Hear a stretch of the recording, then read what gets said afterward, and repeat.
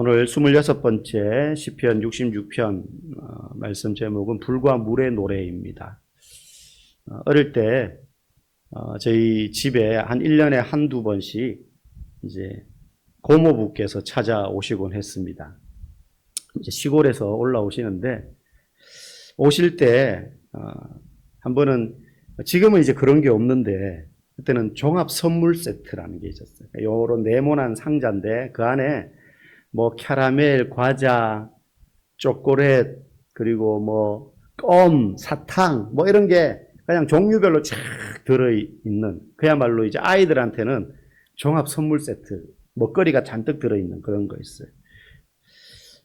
여동생과 저는 이제 저희 부모님한테는 그런 선물을 받아본 적이 없었기 때문에 이제 처음 받고는 너무 뭐 이야 세상에 이런 게 다 있나, 매일 뭐 조금 그 뭐 50원 100원짜리 껌 뭐 이런 거 사 먹다가 상자 가득 그런 게 들어있는 걸 받았으니까 얼마나 막 눈이 휘둥그레졌겠어요. 아니 온갖 이제 우리가 좋아하는 게 다 들어있었죠. 그럼 이제 인사드리고 그거 받아가지고 여동생과 저는 반반씩 이렇게 나눕니다. 그래서 그걸 아껴 먹었곤 했었어요. 1년에 한 번 정도 이제 그렇게 오셨는데 오실 때마다 그 선물 상자를 사서 오셨어요. 그래서 이제 고모부께서 이번 주에 뭐 언제 우리 집에 오신다 그렇게 들으면 며칠 전부터 동생과 저는 손꼽아 기다립니다. 이제 3일 뒤에 오신다, 이틀 뒤에 오신다. 누구 기다리는 거예요? 고모부를 기다리는데 사실 뭘 기다리는 겁니까? 그 고모부가 사들고 오시는 종합 선물 상자, 그걸 기다리는 거죠. 사실 성도도 하나님께 늘 그런 종합 선물 세트 같은 걸 기대합니다. 그 선물 세트라는 게 뭐 어려운 문제를 앞에 두고 기도할 때 응답하시는 그런 기도의 응답일 수도 있고, 또 평상시에 기대하는 어떤 축복 같은 것일 수도 있습니다. 우리가 원하는 어떤 것, 하나님께서 우리에게 주셨으면 하는 그런 은혜의 선물을 우리는 기다려요. 그게 단순히 뭐 물질적인 것 아니라도, 그죠? 믿음이 성장하기를 기대할 수도 있는 것이고, 그죠? 그리고 하나님 또한 성도에게 그런 은혜와 선물을 주시면서 즐거워하십니다. 아까워하시지 않죠. 그런데 성경을 읽다가 보면 하나님이 우리에게 주시는 것을 즐거워하시지만 동시에 우리에게 받기를 원하시는 것도 있구나 하는 것을 알 수 있는데, 그게 뭐냐면 성도의 찬양이에요. 사실 하나님이 뭐 아쉬운 게 있어서 우리한테 야 너네가 그거 안 주면 나는 좀 마음이 아프거나 슬플 것 같아, 나한테는 그게 필요해, 꼭 그런 의미는 아니라 할지라도 하나님이 성도에게 기대하시는 게 있는데 그게 성도가 하나님께 올려드리는 찬양이라는 겁니다. 찬양. 오늘 우리가 읽은 본문 첫 시작이 그렇게 하나님께 올려드리는 경배와 찬양으로 시작하고 있어요. 2절 보니까 그의 이름의 영광을 찬양하고 영화롭게 찬송할지어다. 그런데 어떤 걸 찬양하고 찬송하느냐? 3절에 보니까 주의 일을 찬양하고 주의 큰 권능을 찬송한다. 주님이 행하신 어떤 것, 그러면 주님이 행하신 어떤 것을 지금 다윗이 찬양하느냐? 5절 보니까 우리 같이 한번 읽어볼까요? 시작. 와서 하나님께서 행하신 것을 보라. 사람의 아들들에게 행하심이 어미하시도다. 지금 한 번에 다 구체적으로 말하는 건 아니에요. 그 뒤에 이제 6절에 또 구체적으로 말하지만 하나님이 행하신 어떤 것을 찬양하라는 거예요. 그런데 그게 사람들에게 행하신 어미하시다는 말은 크고 놀라운 일, 이런 뜻이에요. 그런 일들은 이제 하나님만이 하실 수 있는 일이라는 거죠. 나도 할 수 있는 것이면 하나님이 그런 일을 했다 그래서 굳이 그걸 찬양의 제목으로 삼을 필요는 없잖아요. 우리가 사람들 중에도 그 사람을 칭송할 때에는 아무나 할 수 없는 일을 그 사람이 했기 때문에 그 사람의 업적을 기리면서 칭송하는 것 아니겠어요? 하나님이 사람들에게 행하신 일이 어미하시다는 거예요. 그걸 찬양하라는 거죠. 그러면 하나님이 인간들에게 행하신 일이 얼마나 대단하길래 찬양의 제목이 되는가? 그러면서 6절에 이렇게 예를 듭니다. 읽읍시다. 하나님이 바다를 변하여 육지가 되게 하셨으므로 무리가 걸어서 강을 건너고 우리가 거기서 주로 말미암아 기뻐하였도다. 아멘. 바다를 변하여 육지가 되게 하신 일과 무리가 걸어서 강을 건넌 일. 이러면 두 가지 사건이 우리 성경에서 떠오르지 않습니까? 앞에는 홍해바다가 갈라진 사건을 연상시키고 뒤에는 요단강을 건너갔던, 홍해바다를 건널 때는 출애굽한 다음에 모세가 인도하는 그 인도를 따라서 홍해바다를 육지처럼 건넜고, 강을 건넜다는 말은 이제 여호수아가 모세의 뒤를 이어서 백성의 지도자가 되어서 가나안 땅 지경으로 넘어가기 전에 요단강을 마른 땅처럼 하나님이 가르시고 그 길을 건넜던 그 사건을 지금 이야기하고 있는 거예요. 뭐 홍해바다, 요단강 이렇게 말하지 않지만 성경에서 바다가 육지되게 하시고 걸어서 강을 건넌 사건은 그게 다예요. 사실 우리는 이스라엘 백성들이 홍해를 건너거나 요단강을 건너는 것 같은 그런 기적을 우리는 살면서 경험할 일이 잘 없습니다. 지금 찬양의 제목은 이러하지만 실제 우리의 삶에 홍해가 막 갈라지고 강이 흘러가기를 멈추어서 육지처럼 건너고 뭐 그런 일을 경험할 일은 거의 없습니다. 그래서 사실 이런 구절을 읽을 때 무슨 뜻인지는 알겠지만 내게 실제로 가슴에 잘 와닿지는 않는 것 같아요. 하지만 성경에서 하나님의 능력을 이야기할 때 자주 언급되는 게 이 홍해바다를 가르는 것이고 요단강을 건넌 사건입니다. 그 이유는 하나님의 능력, 하나님만이 하실 수 있는 능력을 드러내는 대표적인 사건으로서 이스라엘 사람들이 그 후손들에게 회자할 만한, 전해줄 만한 그런 큰 이야기이기 때문에 성경에 자주 언급되는 거예요. 그러나 그렇다고 해서 모든 이스라엘 백성들의 세대에 이런 일들이 늘 있었던 것은 아닙니다. 홍해 사건과 요단강 사건은 그 당시에만 있었던 일이에요. 두 번 다시 그런 일이 일어나지는 않았습니다. 여러분 그렇지 않겠어요? 이스라엘 백성들이라고 해서 맨날 하나님 입장에서는 바다를 가르고 성을 무너뜨리고 하늘에서 불이 떨어지게 하고 강을 가르고 뭐 이런 일이 그렇게 뭐 어려운 일은 아닐 수 있겠지만 그 일이 인간의 삶 가운데 나타난다고 생각했을 때에 그런 일이 아무렇지도 않은 일처럼 이스라엘 백성들에게 자주 나타난 일이었던가 하면 그렇지는 않다는 거 우리는 알고 있습니다. 성경을 보면 그래요. 하나님이 이스라엘 백성들을 늘 그런 홍해와 요단강의 기적과 같은 방법으로 인도하시지 않는다면 우리의 삶에도 마찬가지라는 거예요. 우리의 삶에도 늘 홍해가 갈라지고 바위가 터지고 성이 무너지고 이런 식으로 우리의 삶을 인도하시는 것이 하나님이 우리를 이끌어 가시는 방법은 아니라는 거예요. 이스라엘 백성들에게 마찬가지였던 것처럼 오늘 이 시대에도 그런 일은 흔한 일은 아닙니다. 왜 그렇게 요즘은 이런 일이 자주 일어나지 않느냐? 지구적인 사건, 우주적인 기적, 뭐 그런 이야기를 하려면 또 많은 시간을 할애해야 되기 때문에 나중에 또 그런 이야기 해보도록 하고요. 중요한 건 하나님이 한 민족 또는 한 사람을 인도하시는 방법이 늘 그런 식의 방법으로 인도하시는 것만은 아니라는 걸 우리는 기억해야 돼요. 홍해, 요단강, 여리고성. 만약에 그렇지 않으면 우리는 늘 하나님께 그런 큰 기적만을 구해야 될 거예요. 늘 그런 걸 기대하는 거죠. 내 인생에 그런 일들만 일어나기를. 그러다 보면 일상에서 내가 누리는 작은 은혜, 아무것도 아닌 것 같지만 결코 아무것도 아닌 게 아닌 내가 지금 누리고 있는 그런 은혜는 감사할 줄 모르게 돼요. 그게 은혜인지 모른다는 거죠. 다시 말씀드리면 하나님은 누군가를 인도하실 때, 그 삶을 인도하실 때 각 사람에게 맞는 방법으로 인도하시고 그 시대와 때에 맞게 인도하신다는 거예요. 자, 오늘 본문은 전반부는 그런 큰 일을 행하시는, 정말로 하나님만이 하실 수 있는 그런 큰 일을 행하시는 하나님의 능력을 찬양하고 있어요. 하나님 우리를 그렇게 인도하셨다는 거죠. 사실이니까. 흔한 일은 아니지만.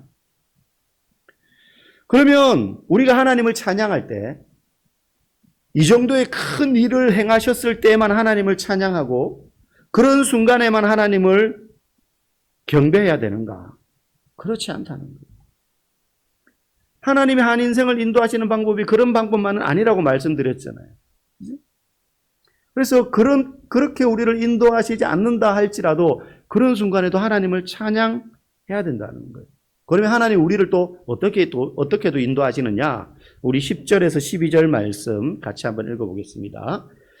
하나님이여 주께서 우리를 시험하시되 우리를 단련하시기를 은을 단련함 같이 하셨으며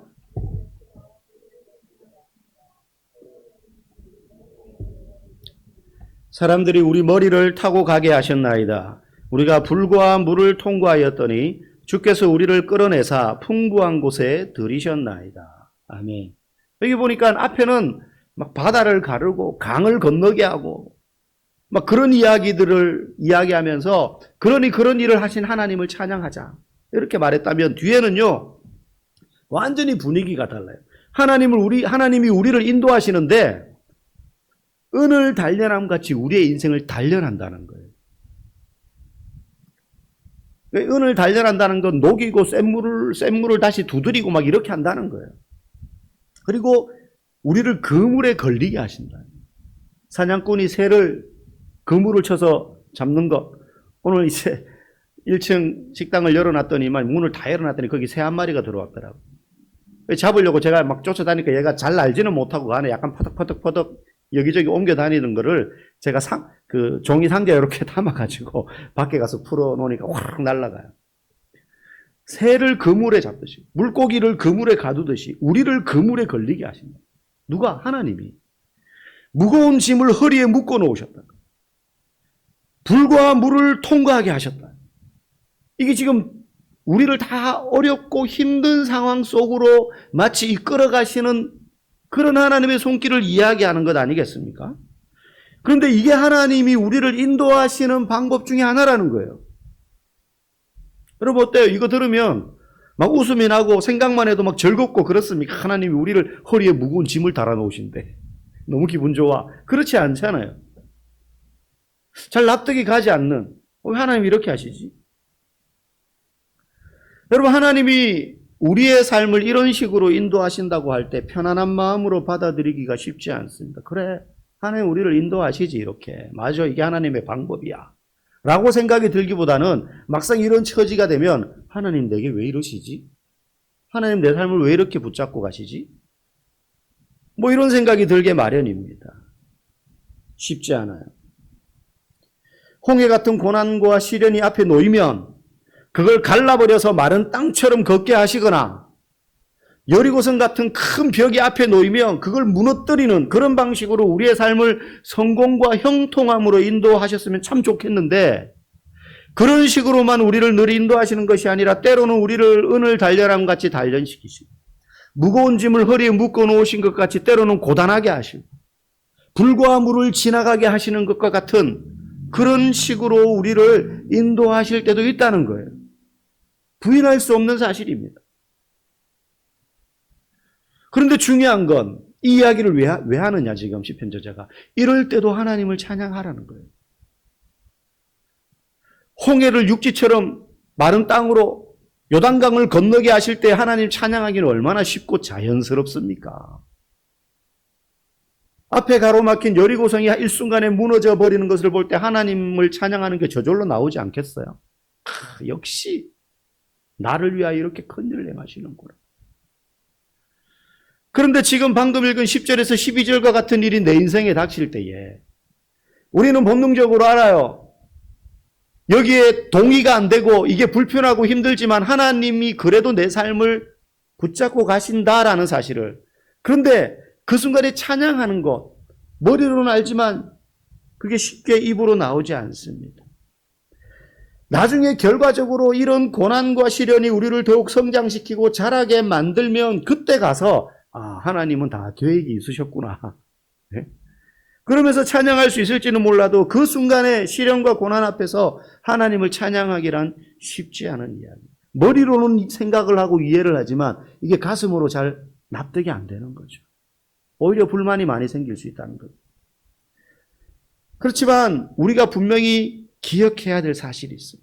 내가 거기에 선뜻 감정적으로 공감이 당장은 안 된다 할지라도 우리가 알고 있어야 될 한 가지, 그게 뭐냐? 12절 끝부분에 중간 뒷부분에 보니까 우리가 불과 물을 통과하였더니 주께서 우리를 끌어내사 풍부한 곳에 들이셨나이다. 풍부한 곳에 들이셨나이다. 문맥적으로는 홍해와 요단강을 건넌 뒤에 젖과 꿀이 흐르는 가나안 땅에 들어간 것을 의미합니다. 여기서 이야기하는 허리에 묶인 무거운 짐 그리고 불과 물을 통과했다는 건 요단강을 건너갔지만 가나안 땅을 거저 얻은 게 아니거든요. 이스라엘 역사를 보면. 피 터지는 전쟁 끝에 그 땅을 차지했어요. 그런데 결국에는 어떻게 됐다는 거예요? 불과 물을 통과했더니 주께서 우리를 끌어내사 풍부한 곳에 들이셨나이다. 우리도 기억해야 될 한 가지가 바로 이거예요. 우리의 삶에 예수를 믿지만 요단강과 홍해 같은 그리고 여리고성 같은 고난과 어려움이 찾아올 수 있어요. 그런데 그 시련의 시간들 너머에 하나님이 예비하신 풍성함이 있다는 사실이에요. 물론 그 풍성함이 내가 이 땅에서 호식하고 내가 원하는 아름답고 여유로운 삶을 사는 것만을 의미하는 것은 아니라는 것을 우리는 또한 동시에 알아요. 하지만 분명한 건 시련 너머에 하나님이 예배하신 은혜와 풍성함이 분명히 있다는 거예요. 파리 이제 하계 올림픽이 며칠 전에 끝이 났습니다. 여러분 올림픽 경기에서 마지막 게임이 뭡니까? 올림픽에서 마지막 경기? 항상 제일 마지막 경기. 정말 모른다는 표정인데요. 네, 마라톤이 마라톤. 항상 모든 올림픽의 마지막 경기는 축구 결승전이 아니고 마라톤입니다. 여러분 우리나라가 올림픽 마라톤에서 금메달을 몇 개 딴 줄 아세요? 네, 하나 땄어요. 사실 일제강점기 때 송기정 선수가 그때 나라를 빼앗겼었기 강탈당했기 때문에 자기의 의지와 상관없이 일본 일장기를 달고 베를린 올림픽에 나가서 마라톤 금메달을 딴 적이 있죠. 그래서 그 흑백 필름을 보면 제일 높은 시상대 위에 올라갔을 때 월계관을 쓰고 월계수 그 다발을 들고 가슴에 그걸 그래서 일장기를 가려요. 그나마 송계정 선수가 자기가 그 당시에 처해진 환경에 살 수 있는 최선의 어떤 표현이었죠. 그런데 그 이후에 1992년 바르셀로나 올림픽 때 황영조 선수가 마라톤에서 금메달을 땁니다. 금메달을 따요. 송기정 선수가 딴 뒤에 56년 만에 딴 금메달이에요. 그래서 황영조 선수가 그 올림픽에 출전하기 전에 송기정 선수가 살아있었어요. 그래서 황영조 선수에게 꼭 부탁했던 거죠. 메달 꼭 따주라. 그래서 금메달을 땄습니다. 나중에 지금 이제 황영조 선수 인터뷰를 최근에 봤는데요. 마라토너들의 훈련 강도는요, 상상을 초월하더라고요. 한 달에, 근데 이제 마라토너니까 뭐 여러 가지 몸 잘 뛸 수 있는 과학적인 훈련을 하지만 제일 기본이 뛰는 거 아니겠습니까? 지구력, 심폐 능력. 한 달에 훈련량으로 뛰는 거리가 약 1000km예요. 한 달에 1000km를 뛴대요. 그걸 환산해보면 쉬는 날 없이 한 달 내내 뛴다고 해도 매일 30km를 뛴다는 거예요. 매일 30km. 여러분 아마 3km도 못 뛸 겁니다. 3km가 아니라 300m도 어렵지 않을까. 매일 30km를 뛴다고 생각해 보세요. 기본. 더 뛰는 거죠, 사실은. 쉬는 날 빼고 이렇게 하면. 네. 근데 그 고통, 엄청난 고통을 인내하면서 훈련을 합니다. 그래서 그 황영조 선수가 인터뷰를 하는데 말미에 그런 이야기를 해요. 올림픽 금메달은 신이 주는 선물이다. 단순히 세계 선수권대회 기록 순서대로 기록 제일 앞에 있는 선수가 따는 것만은 아니라 모든 선수들이 금메달을 딸 정도를 넘어서는 노력을 하는데 그날 금메달을 따는 사람은 신이 주는 선물을 받는 거라면서 이런 이야기를 하는 거예요. 신이 인간에게 선물을 줄 때는 고통이라는 보자기에 싸서 준다. 한 달에 1000km씩 매일 3, 40km씩 아니 사실 그 이상 뛰는 거죠. 그렇게 몇 년을 평생을 연습해서 올림픽에 출전해서 금메달을 딱 딸 때 그동안의 그 모든 그 고통 안에 금메달이라는 선물이 들어있다는 거예요. 여러분 홍해라는 기적 이전에 홍해가 갈라지는 기적 이전에 뒤쫓아오는 애굽 군사들의 위협을 느끼고 있었던 거예요. 요단강 앞에 섰을 때는 그 요단강을 건널 수 없는 그 시기였어요. 요단강이 범람하는 시기였어요. 하필. 그리고 부활의 영광 이전에는 십자가에 말할 수 없는 고난이 있었어요. 그러니 우리는 언제 찬양할 수 있어야 되느냐? 우리가 십자가를 지고 우리가 홍해를 건너고 우리가 그런 범람하는 요단강 앞에 서지는 않지만 오늘 12절 말씀처럼 불과 물을 통과할 때 우리의 인생 각자의 불과 물을 통과하던 시기, 그게 힘들지 않아서 찬양하는 게 아닙니다. 그 불과 물의 시련을 건너갈 때에 그 길을 건너가게 하시는 하나님이 계시다는 것을 알기 때문에 찬양하는 것입니다.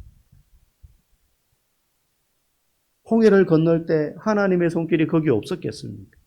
요단강을 건너갈 때 하나님의 손길이 없었겠습니까? 예수님이 십자가에 달려 돌아가실 때 하나님, 예수님의 부르짖음에 침묵하셨지만 거기에 하나님이 계시지 않으셨나요? 아닙니다.